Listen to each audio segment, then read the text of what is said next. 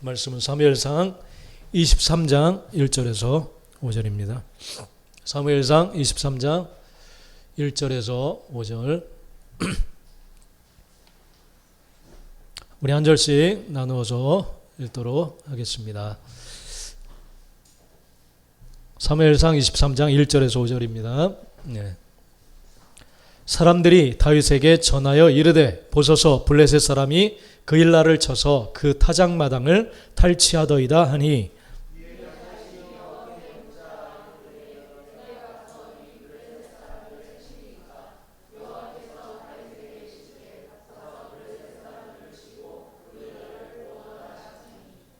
다윗의 사람들이 그에게 이르되 보소서 우리가 유다에 있기도 두렵거든 하물며 그일라에 가서 블레셋 사람들의 군대를 치는 일이까 한지라.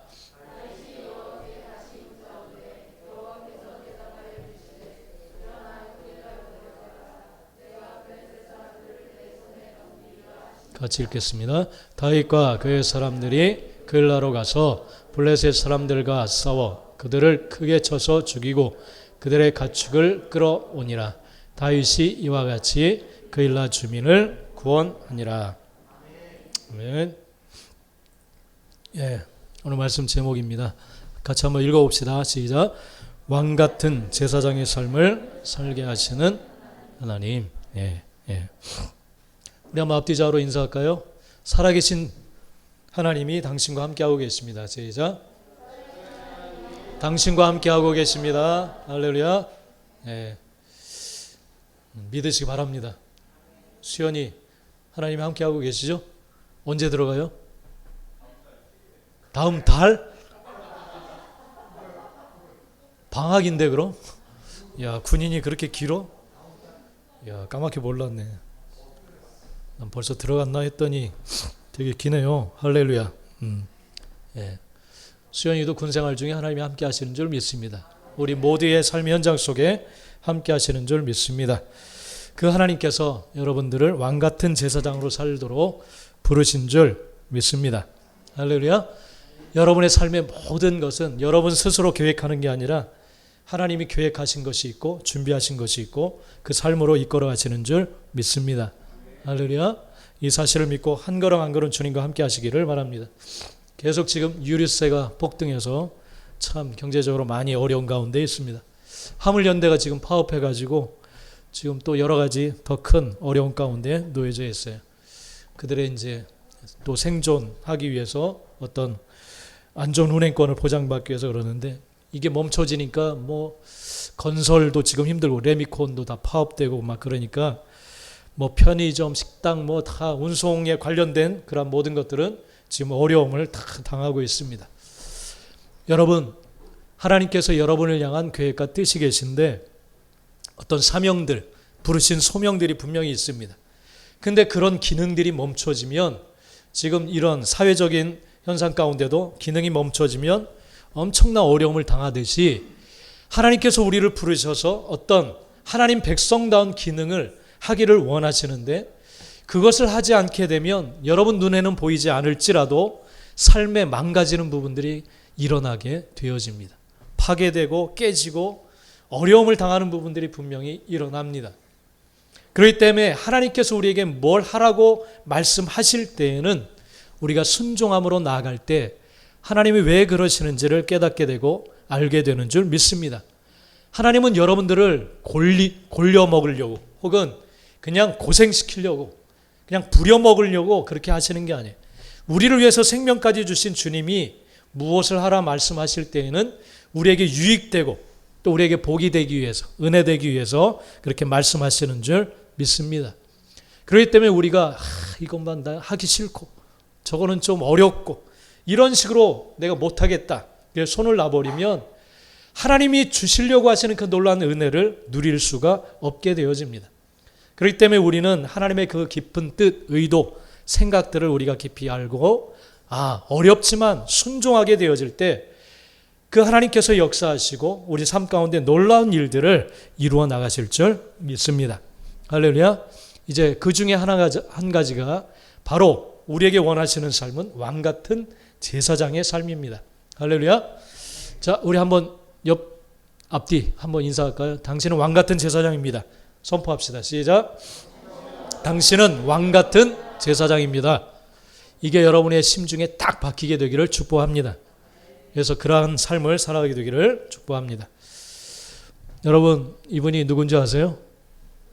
예, 어제 잠깐 인터넷으로 국민일보를 찾아보니까 김대수라고 하는 교수인데 카이스트 생명과학과 교수입니다. 그래서 유퀴즈에도 나왔더라고요. 유퀴즈 아시죠, 여러분? 아시나요? 유퀴즈? 예스. 하나님 물으시면 예스 하겠습니다. 거기에 나와서 재밌는 뭐 이야기들을 또 유머도 있고 그러더라고요. 그래서 뭐 한참 뭐 요즘 막 방송에 그런 이야기들, 깻잎을 딱 음식 먹다가 이성이 그걸 딱 떼기가 어려워서 막 힘들어할 때 그걸 떼줘야 되느냐 말아야 되느냐 그런 이야기도 한 것 같아요. 그랬더니 안 된다. 이 김대수 교수가 안 됩니다. 그렇게 이야기를 하더라고요. 재미있게 그렇게 이야기를 한 것 같아요. 왜냐하면 손가락 하나 움직일 때 기가 차원에서 움직인대. 이게 뇌가 신경 쓸 때 기가 차원에서 하는데 깻잎을 뗄 때에는 온 신경을 집중해야 되기 때문에 테라급으로 온 신경을 다 쏟아야 돼요. 과학자니까. 그래서 그 사람을 위해서 온 신경을 다 써서 딱 잡아주고 그 사람 하나 먹고 나 하나 먹고 이건 안 된다는 거. 이거 재밌게 그렇게 설명을 하더라고요.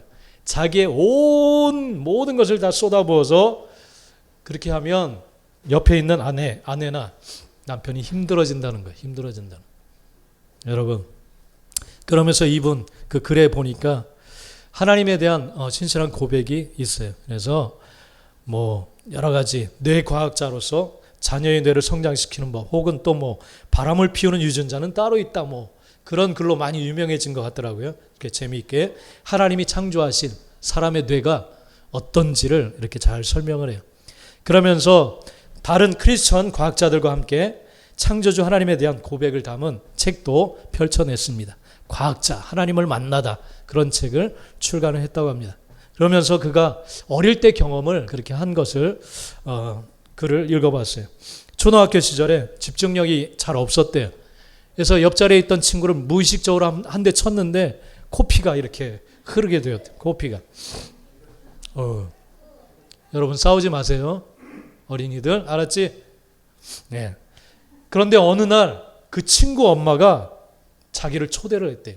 이 김대수 교수를 초청을 했대요. 그러면서 맛있는 음식을 막 만들어가지고 대접을 해주고 그리고 친구하고 신나게 놀았대요.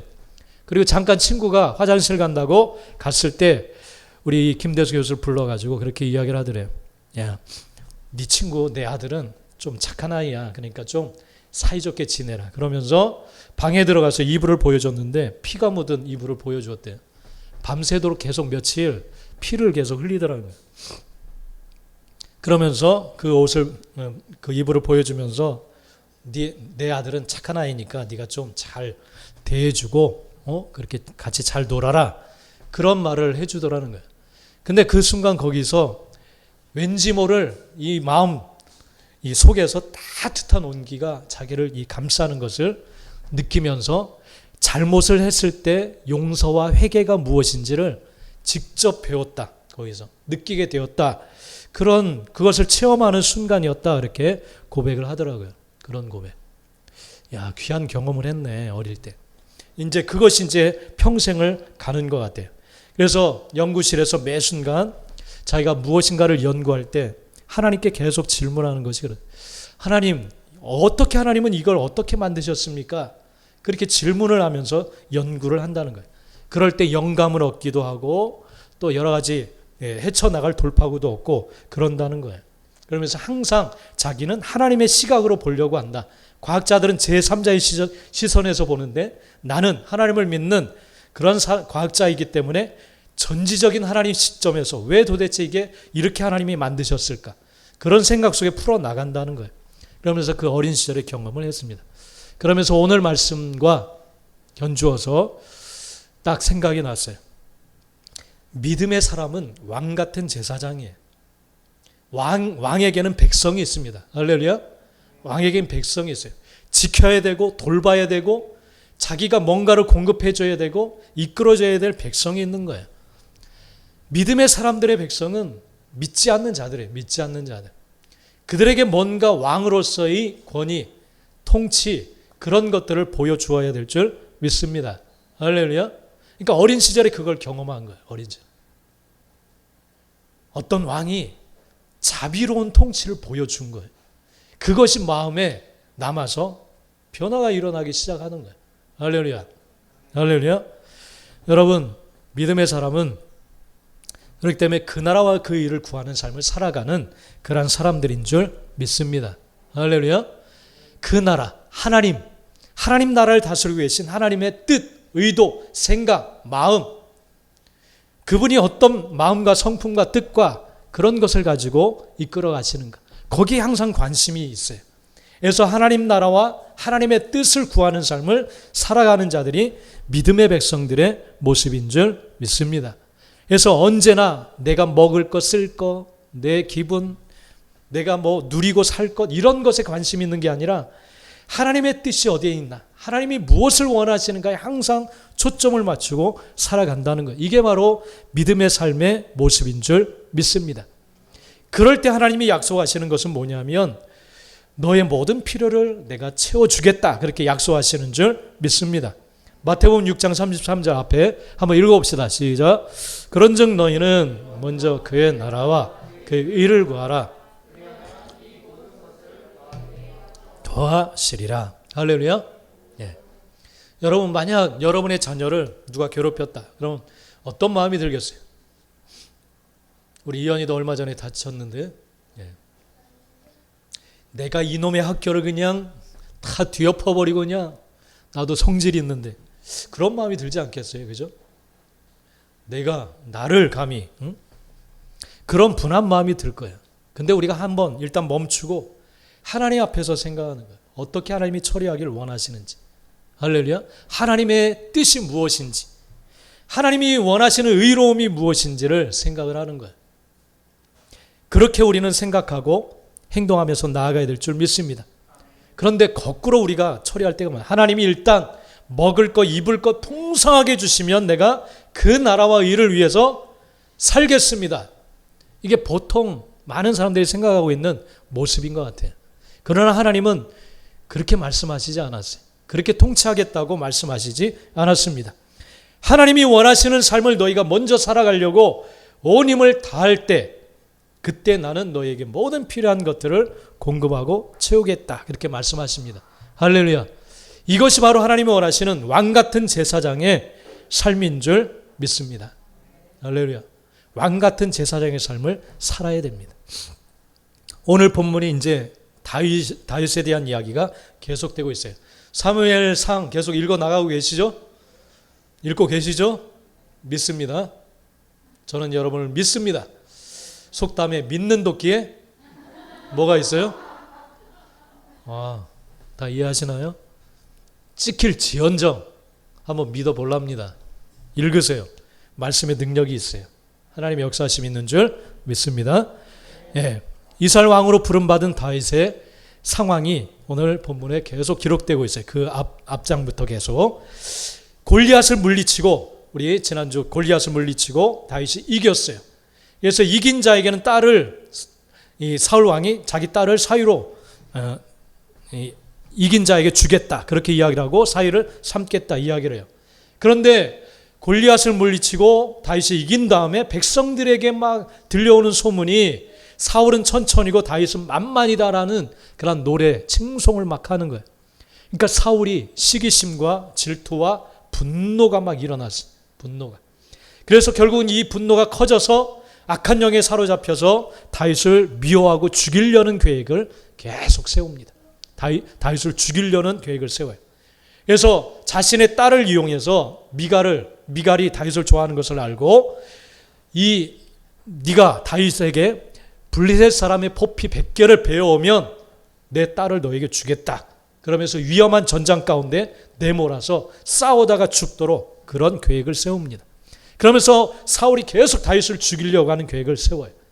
그런데 다윗이 죽지 않고 블레셋 사람 100명을 치고 그 증거물을 가지고 와요. 그러면서 사울을 딸로 줍니다. 여기서부터 이제 계속 사울은 다윗을 죽이려고 하고 다윗은 사울에게 쫓기는 도망자가 되어서 계속 이곳저곳을 방황하면서 도망치게 되어집니다. 그러다가 아히멜렉이라고 하는 제사장 그를 찾아가서 소년들과 함께 너무 쫓겨다니다 보니까 먹을 것이 없게 되었어요. 그래서 그곳에 들어가서 먹을 것을 하나님께 올려졌던 진설병 떡을 이제 공개받고 거기서 먹습니다. 그리고 골리앗의 칼을 가지고 이제 또 다시 도망치게 되어져요. 그러면서 이제 그가 도망친 곳이 하기스 왕이 있는 그곳에 이제 도망가게 되어지는데 가드 왕 아기스 그쪽으로 도망가게 되는데 거기에서 아기스 왕이 얘는 이스라엘의 아주 유명한 다윗이라고 하는 장수입니다. 그가 골리앗을 물리쳤습니다. 이 사람이 이곳에 들어오면 위협적이니까 그를 쳐야 됩니다. 신하들의 그 이야기를 들어요. 이 소식을 들은 다윗은 도망칠 수도 없기 때문에 그곳에서 문짝을 딱 하나 바라보고 그곳에 가서 막 몸을 비비기 시작해요. 몸을 막 비비고 침을 막 흘리기 시작합니다. 눈을 막 뒤집고 미친 척하기를 막 시작해요. 거기서 침을 질질 흘리고 그랬더니 가드왕 아기스가 이런 미친놈을 너희가 무슨 뛰어난 장수라고 그러냐 그러면서 그를 놓아줘요. 그러면서 이 다윗이 그곳에서 아둘람 굴로 피신하게 되어집니다. 피신해. 그리고 다윗을 도왔던 아히멜렉과 그 제사장을 사울은 두려움도 없이 하나님의 제사장을 85명을 다 죽입니다. 그러니까 얼마나 다윗이 미안했겠어요. 자기에게 떡을 주었다는 이유만으로 그 아히멜렉과 85명의 제사장이 다 죽게 되어져. 이런 쫓겨다니는 상황 가운데 다윗이 이 아둘람굴에 숨어 있어요. 그곳에 환난당한 자, 억울한 일을 당한 자 그런 사람들이 다 한결같이 비주류 정말 루저들이 다 모여서 그곳에 와요. 그렇게 모인 사람이 400명. 다 막 거지 같은 인생들이 다윗에게 다 모여서 400명이 딱 그 아둘람굴에 모여 있는 거예요. 여러분 이런 상황. 다윗은 혼자 도망치기도 힘들어요. 근데 이 400명의 사람을 거두어서 먹이고 그러려면 너무너무 이건 힘든 거예요. 그들을 보호하고 지키고 그래야 돼요. 이런 상황에 놓여져 있습니다. 이런 상황 가운데 어떤 사건 하나가 딱 일어나요. 사무엘상 22장 1, 2절 오늘 말씀 한번 읽어볼까요? 시작. 그러므로 다윗이 그곳을 떠나 아둘람굴로 온 집이 듣고 그리로 내려와서 그에게 이르렀고 환난당한 모든 자와 마음이 원통한 자가 다 그에게로 모였고 그는 그들의 우두머리가 되었는데 그와 함께한 자가 400명가량이었더라. 막 쫓겨다니는 상황 가운데 많은 사람들이 이렇게 모여들었어요. 여러분 다윗이 정말 왕으로 부름받은 게 맞나요? 왕으로?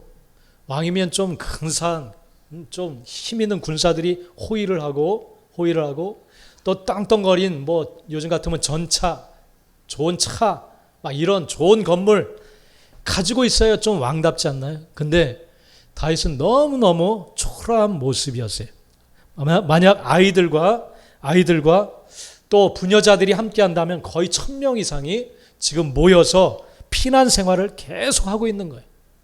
그리고 지금 우크라이나에도 전쟁이 일어나지만 정규 군대가 아니에요. 그냥 보잘것없는 사람들이 지금 모여서 다윗의 어떤 이제 기초적인 왕국을 이루고 있는 거예요. 너무너무 초라한 모습으로. 이런 상황 속에 오늘 이제 하나님께서 시키시는 일이 하나가 일어나게 되어져요. 1, 2절 말씀 한번 읽어봅시다. 시작. 사람들이 다윗에게 전하여 이르되 보소서 블레셋 사람이 그일라를 쳐서 그 타작마당을 탈취하더이다 하니 이에 다윗이 여호와께 묻자와 이르되 내가 가서 이 블레셋 사람들을 치리까? 여호와께서 다윗에게 이르시되 가서 블레셋 사람들을 치고 그일라를 구원하라 하시니. 여러분 지금 자신도 너무너무 힘겨운 상황인데 어떤 소식 하나가 딱 들려오는데 블레셋 사람들이 그일라라는 지역을 쳐서 빼앗아서 그것을 가져가고 있습니다. 이런 소식을 들어요. 이런 소식. 이때 다윗은 이걸 그냥 지나칠 수 없어서 하나님께 물어요. 하나님, 이 일을 어떻게 하면 좋겠습니까? 그랬더니 가서 블레셋을 물리치고 그일라를 구원하라. 그렇게 하나님께서 말씀을 하십니다. 그일라를 구원하라. 할렐루야.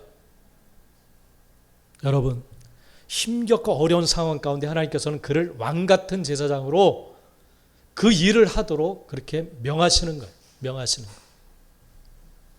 이것이 여러분의 마음 중심에 박히게 되기를 축복합니다. 할렐루야. 네.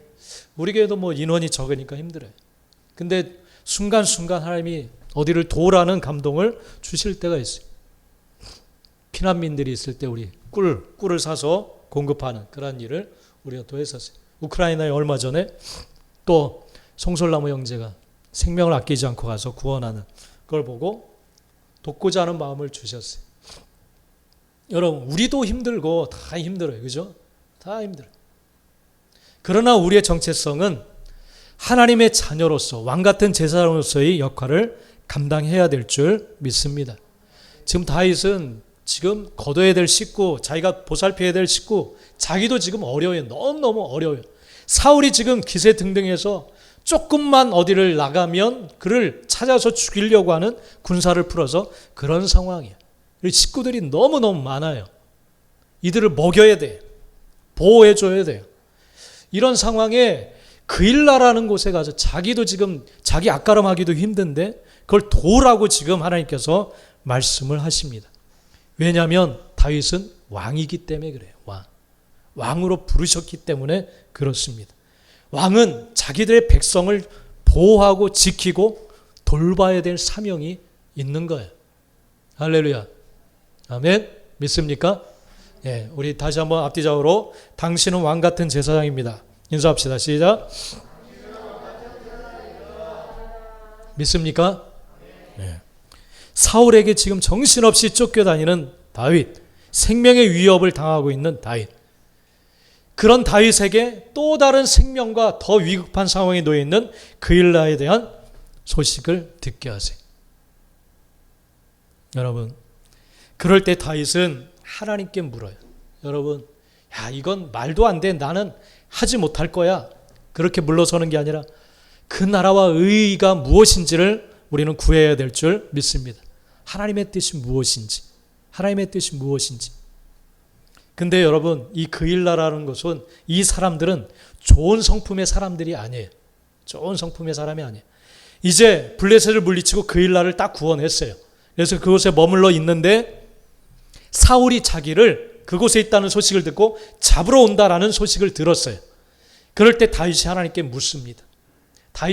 사울이 정말 이곳에 와서 나를 잡으려 합니까? 온다.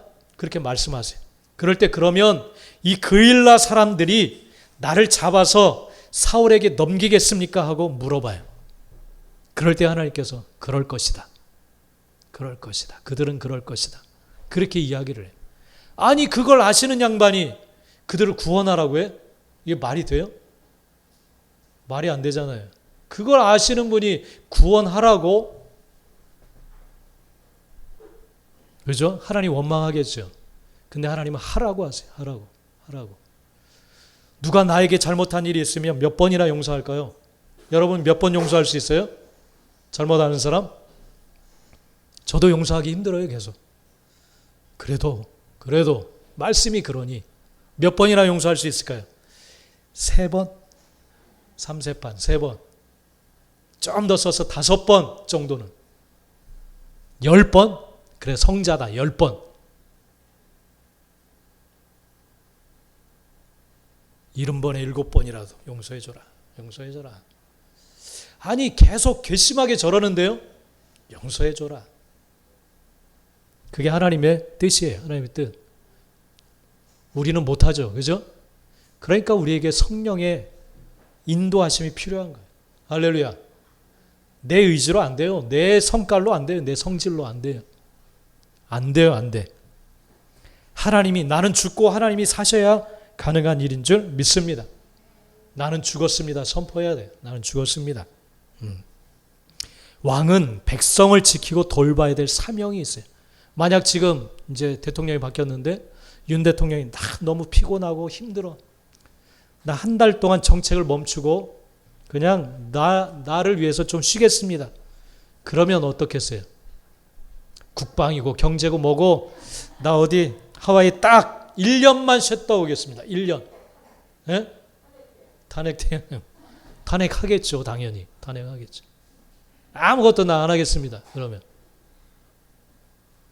왕은 백성들을 지키고 돌봐야 될 사명을 가지고 있어요. 이제 개척하면서 많이 좀 어려우니까 어려운 상태 가운데 의정부로 오게 됐어요. 그러면서 양가 부모님들이 함께 오셨어요. 4명의 어른들이 함께 왔어요. 이 개척도 힘들고 막 힘겨운데 이 양가 부모님 함께 오셔서 그래서 1월 1일 뽑을 때마다 하나님께서 내 부모를 공경하라. 2년인가 3년을 계속 뽑았어요. 그걸.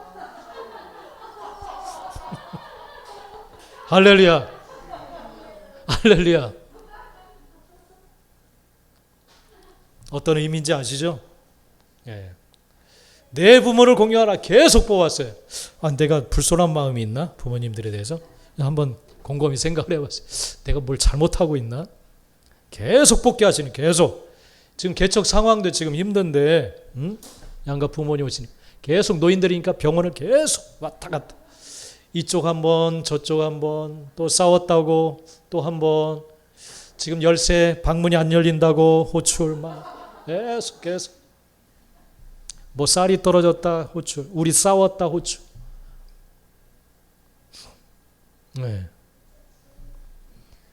그러면서 교회를 오셨어요. 우리 장인 어른은 교회 오셔서 책도 읽고 책을 읽으면서 마음이 많이 바뀌셨어요. 그래 페인트 칠 다 하셨어요. 페인트 칠 쫙 하시고 그리고 주일마다 청소하시는 모습을 봤어요. 청소를 계속 혼자서 하시고 그리고 살아계신 하나님을 경험을 했어요. 이 어깨가 완전히 부러져가지고 사진이 이렇게 돼 있었어. 사진이. 근데 어느 날 막 울면서 전화가 왔어요. 일어났더니 이게 정상이 됐다는 거예요. 정상이. 야, 우리 정상회담 좀 합시다. 정상회담. 믿는 사람이 정상이 돼야죠. 그죠? 정상. 그런 체험을 했어요. 그런 고백. 할렐루야. 고맙다. 너무 고맙다. 너무 성격이 강해서 이건 사람이 설득으로 안 돼요. 그 믿음 갖는 것이. 근데 하나님이 어떻게 딱 이곳에 함께 하면서 살아계신 하나님을 경험하고 그러면서 이제 돌아가셨어요. 할렐루야. 우리에게는 백성이 있어요. 여러분들에게는 백성이 있어요. 백성. 돌봐야 될 백성이 있어요. 그 백성들을 왕의 모습으로 우리는 대해야 될 줄 믿습니다. 할렐루야. 여러분들에게는 백성이 있어요. 가족들 백성이에요. 백성. 믿지 않는 가족들 백성이에요. 그 왕은 아주 그냥 강포한 왕도 될 수 있고 무심한 왕도 될 수가 있어요. 그러나 우리는 왕 같은 제사장, 어떻게 해서든지 하나님과의 관계를 이어주고자 모든 것을 다 쏟는 진정한 왕이 되어야 될 줄 믿습니다. 할렐루야. 왕은 백성을 돌보는 자고 지키는 자예요. 어둠의 것들에 의해서 탈취당하지 못하도록 중보로 막 기도로 지키며 그가 어떻게든 하나님께 돌아올 수 있도록 그 방법을 생각하고 고안하고 무릎 꿇고 그렇게 우리가 행동을 하는 거예요. 그게 왕이에요. 왕. 할렐루야. 여러분은 왕이십니다. 백성들을 돌봐야 돼요. 그리고 제사장이에요. 어떻게든 하나님과의 관계를 풀어주어야 돼요. 할렐루야. 그 사명을 다할 수 있게 되기를 간절히 축복합니다. 할렐루야. 네. 마태복음 24장에 보면 45절 46절에 보면 그런 말씀이 있어요. 충성되고 지혜 있는 종이 되어 주인에게 그 집 사람들을 맡아 때를 따라 양식을 나눠줄 자가 누구냐 그렇게 말씀하세요. 주님이 언제 오실지 모르는데 그 때에 맞춰서 딱 뭔가 하나님 뜻대로 살려고 하지 말고 항상 언제 오실지 모르니까 항상 24시간 속에서 충성된 사람이 되어서 왕 같은 정말 제사장이 되어서 왕의 위치에 서서 그 백성들을 향하여 때를 따라 양식이 필요하면 양식을 나눠주고 그 필요한 것들을 공급해서 하나님께 돌아올 수 있도록 할 자가 누군가, 그렇게 하는 자가 있다면 복이 있으리로다 분명히 말씀을 하십니다. 할렐루야. 구약의 하나님의 사람 요셉이 17살 정도 됐을 때 형들의 시기에 의해서 애굽으로 팔려가게 됩니다. 이스마엘 상인들에게 넘겨져서 팔려가요. 인생에 있어서 가장 큰 불행한 일을 당합니다. 그런데 이 요셉은 팔려간 그곳에서 최선을 다해서 자기에게 맡겨진 사람들에게 정성을 다해서 섬겨주어요. 감옥으로 누명을 씌워서 감옥에 들어갔을 때 왕의 떡 맡은 자와 술 맡은 자가 그곳에 죄를 짓고 들어와요. 근데 그들을 정성을 다해서 섬기고 그들이 꿈을 꾼 것을 최선을 다해서 알려주어요. 하나님이 주신 그 지혜, 능력을 사용해서, 은사를 사용해서 그걸 자세하게 친절하게 설명해 줍니다. 그러면서 한 사람이 복귀를 하게 돼요. 그 관직을 되찾아요. 그리고 그 사람은 잊어버려요. 무심하게 잊어버려요. 그리고 나중에는 이제 생각나게 되죠. 요셉은 자기의 백성이 있어요. 왕 같은 제사장을 부름받았는데 그것은 자기의 불행과 고통과는 상관없이 그는 최선을 다해서 지금 내 앞에 있는 이 사람에게 어떻게 대해야 될지를 결정해. 그리고 그 사람에게 최선을 다해서 하나님의 마음으로 대합니다. 그 사람이 나에게 인자를 베풀든 베풀지 않든 그건 상관없이 최선을 다해 섬겨요. 그럴 때 하나님은 그 대한 것을 통해서 총리의 자리로 요셉을 부르신 줄 믿습니다. 여러분, 이러한 삶은 형들이 나를 그래서 평생 분노에 갇혀서 상처받고 트라우마에 쌓여서 그냥 남에게 화풀이하면서 살아갈 수가 있어요. 맨날 화를 내면서 네 어린 나를 이렇게 형들이 이럴 수가 있느냐, 복수하겠다, 그런 식으로 살아갈 수 있어요. 근데 요셉은 그렇게 살아가지 않아요. 왕 같은 제사장으로 살아가는 줄 믿습니다. 여러분, 우리 모두에게는 왕 같은 제사장들로서 백성이 있어요. 백성. 왕으로서의 역할을 감당해야 됩니다. 그건 우리의 힘, 우리의 의지만으로 안 돼요. 그렇기 때문에 성령의 인도하심을 구해야 될 줄 믿습니다. 할렐루야. 이런 모든 것들은 우리의 의지만으로 안 되기 때문에 성령의 도우심이 분명히 필요합니다. 사도행전 1장 8절에 보면 오직 성령이 너에게 임하시면 너희가 권능을 받고 예루살렘과 온 유대와 사마리아 땅끝까지 이르러 내 증인이 될 거다, 그렇게 말씀하십니다. 왕 같은 제사장으로서 우리가 살아갈 수 있는 힘은 성령의 인도하심을 받을 때, 나를 완전히 성령이 지배하시고 다스려 가실 때 될 수 있는 문제인 줄 믿습니다. 여러분은 왕 같은 제사장으로 부름받았습니다. 그 직분이 먼지가 쌓이도록, 그 직임을 다하지 않아서 어느 곳에 묻혀있는 그런 직분이 되지 않기를 간절히 축복합니다. 사용해야 되고 행해야 됩니다. 자, 이 시간 우리 한번 기도합시다. 다 같이 한번 기도합시다. 기도하겠습니다.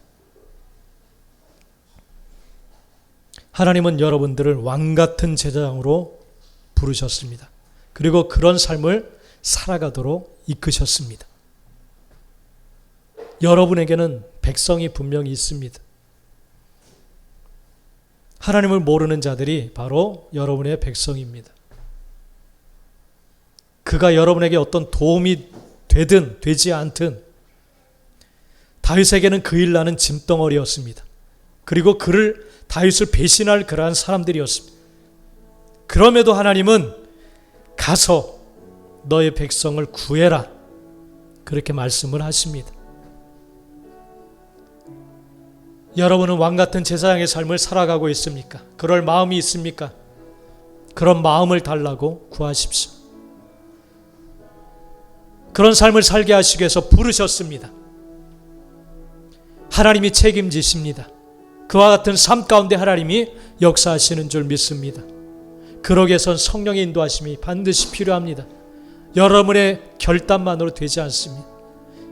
여러분의 결심만으로 되지 않습니다. 성령의 인도하심이 있어야 됩니다. 그럴 때 왕같은 제자로서의 삶을 충분히 살아가고 그곳에 놀라운 변화의 역사들이 일어나게 되어질 줄 믿습니다. 주여, 나에게 그와 같은 삶을 살아갈 수 있도록 은혜를 더하여 주시고 왕같은 제사장으로서의 삶을, 영향력을 끼치는 그러한 삶을 살아갈 수 있도록 성령님 동행하시고 나를 인도하여 주옵소서. 우리 다 같이 한번 음성으로 기도하겠습니다. 다 기도합니다. 주여, 주여, 할렐루야. 주님, 아버지 하나님,